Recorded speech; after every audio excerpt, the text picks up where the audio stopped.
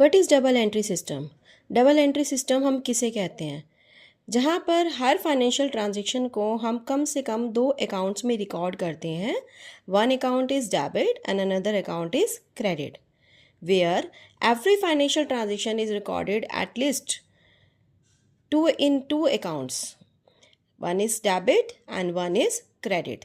So this dual action keeps the accounting equation in balance, and the equation is asset is equal to capital plus liability. Do you know what do you mean by asset?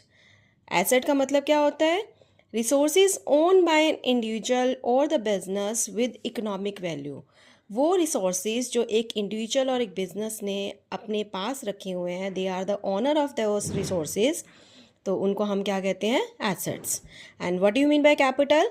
The finance use to start a business. एक business को start करने के लिए जो finance चाहिए होता है, that is known as capital. ठीक है.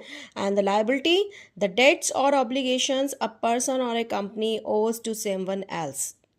एक डेट्स और ऑब्लिगेशंस जो हमें फ्यूचर में पे करना है, वो हमारे लिए क्या मानी जाती है? लायबिलिटी. ओके. तो अल्टीमेटली हमारा खुद का फंड्स, दैट इज़ कैपिटल. जो हमने बाहर से लोन लिया हुआ है, दैट इज़ लायबिलिटी. अगर हम इन दोनों फंड्स को कंबाइन कर दे तो ये सारा फंड हमने कहाँ कहाँ रखा हुआ है? That combined fund is known as asset. Okay. When asset is equal to capital plus liability, that is known as dual action, that is accounting equation. और डबल एंट्री सिस्टम जो है वो ड्यूअल एक्शन को complete करता है. Double entry system में हम क्या करते हैं? सारी फाइनेंशियल ट्रांजेक्शन्स को कम से कम दो अकाउंट्स के अंदर रिकॉर्ड करते ही करते हैं, at least two accounts. Okay. Okay, bye.